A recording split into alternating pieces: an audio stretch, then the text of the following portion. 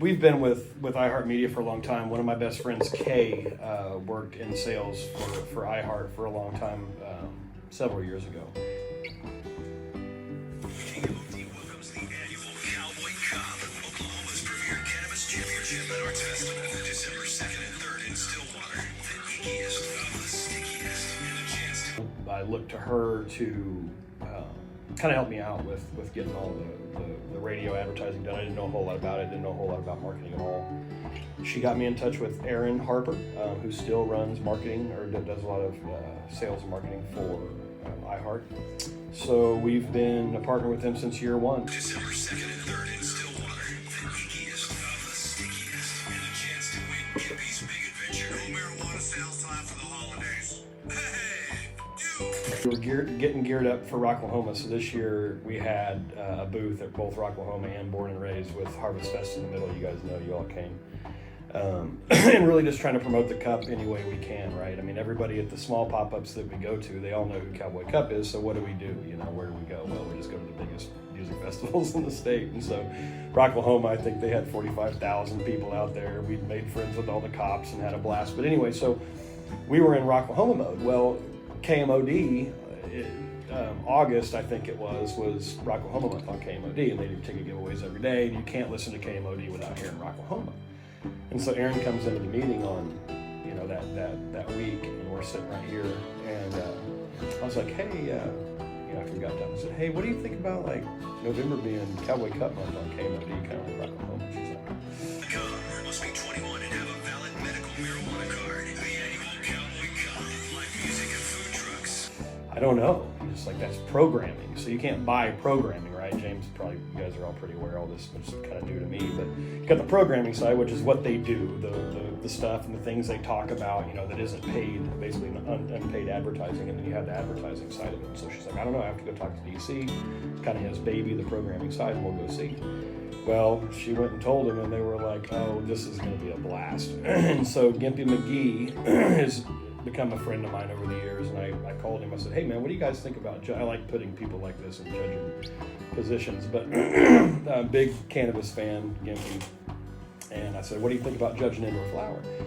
And he's like, dude, that'd be awesome. Of course, he had no idea what it was going to take, and now that he's got his 42-piece judge kit, you know, it's kicking his ass. But it's, you know, after about week 2, it becomes not any fun anymore, right? Now it's just work. But so yeah, and so I just brought it up, and a week later she got back to me and says they're in. A VIP experience that you'll never remember. Sign up to win on the contest page at KMOD.com. Last year, he did not have a vendor coordinator during the Cup.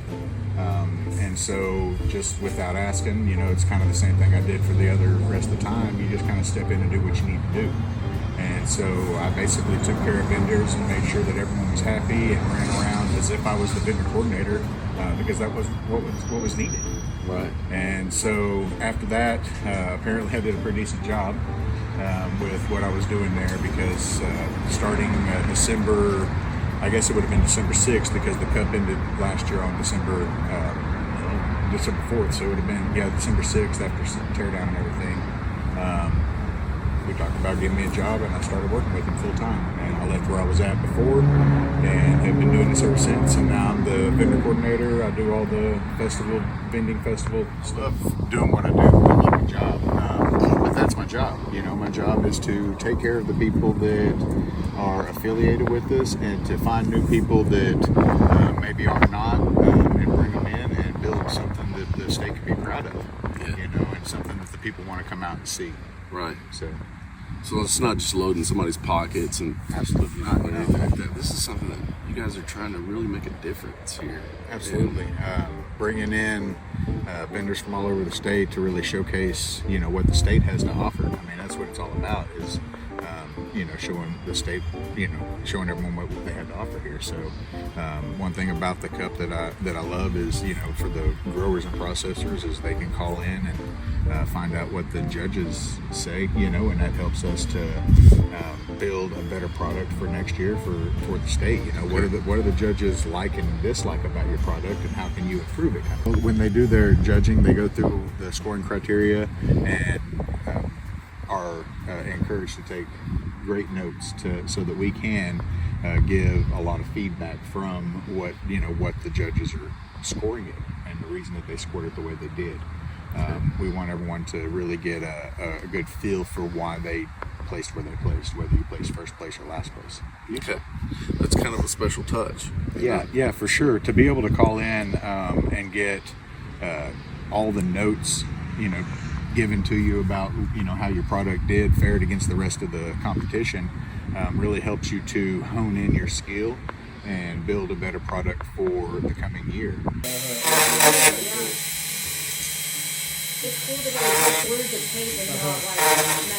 And we tell vendors this all the time. It's like, well, you only got one spot left. Where is it? Well, it doesn't matter. We don't have assigned spots. We'll put you in a spot. Why? Because they're all good. Because we try to create a flow around this thing where nobody's in a corner. We don't have a bunch of aisles where you get lost and have to go right and left and 60. We've got a tent that is lined with vendors and maybe a couple in the middle, and so everybody has really good visibility. All the vendors get good visibility, and we think it flows really well, and we pride ourselves on making sure that happens every year. Walk in, you're going to go in this year. You'll go into the normal entrance for Tumbleweed, which will put you in Tumbleweed proper. When you walk in, of course, got the big dance floor, big main stage in there. We'll have Artist Colony, where we'll have some people selling handmade trinkets and some different things, pipes and some different educational stuff going on in there, some not-for-profit here and there. Big A Buds has a pool tournament going on in that building throughout the weekend. So this year we'll have 15 or more glass blowers in competition live.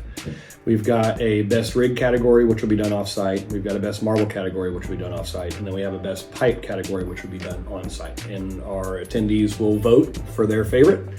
And we've got $1,000 up for grabs. In that building, we'll do the award ceremonies at the end of the night, and then we'll have a couple of bands on that main stage. Go outside, you run right into your booth. And so your tent, you guys have I believe it's a 30 by 60 center lounge area, Herbage and Let Us Smoke. And you guys will have live music in there all weekend. That's one of the few areas that stays open all night long. But walk out into that. Of course, you'll look up and there's the big normal tent, what we call the South tent.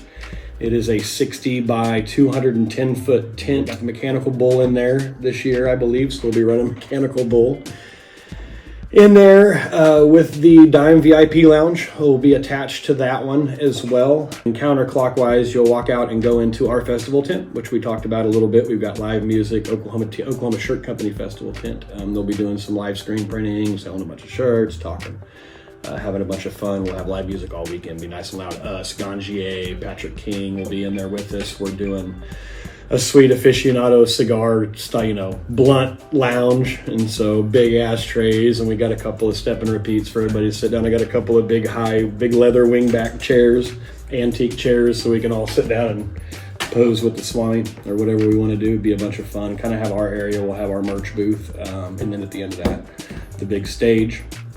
Walking out of that, you're going into the north tent, which was in the parking lot last year. We just moved it up, and so it sits in the field now.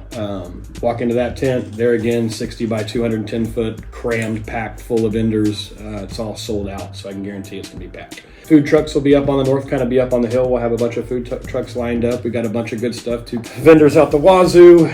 The south tent is Oklahoma Cannabis Factory, powered by 918OG, our friends with Jeremy with Babbitt with 918OG. Great, that's their tent. The south tent is so I want to make sure I get this right for them guys. Then we've got the UFC 1000 tent. They're a labor union. They're trying to put together some stuff for maybe doing some unionized trimmers unions and some things, trying to get good benefits for people. I haven't had a chance to really look into it, but they've sponsored that tent. I know Greg's talking to somebody about sponsoring another West tent, so we've got another 40 by 120 crammed full of vendors.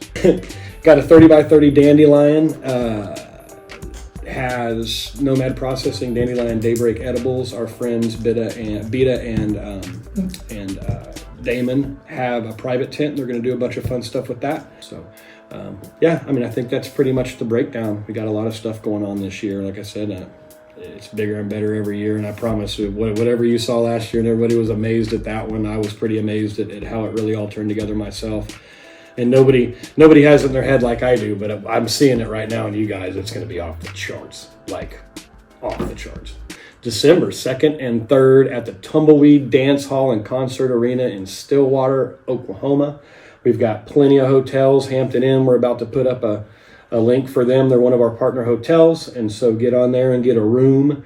We have RV spots available, about 32. So that comes with passes. Basically gives you your own sesh spot. You can go in and out of the Cowboy Cup, right back to your RV. We have full power. For now, we still have some available with sewer, but we've got about 20 or 30 that have power and water. We've got a place you could dump to. But a great place to come put your sesh pod. Shit, I'll bring my RV up there.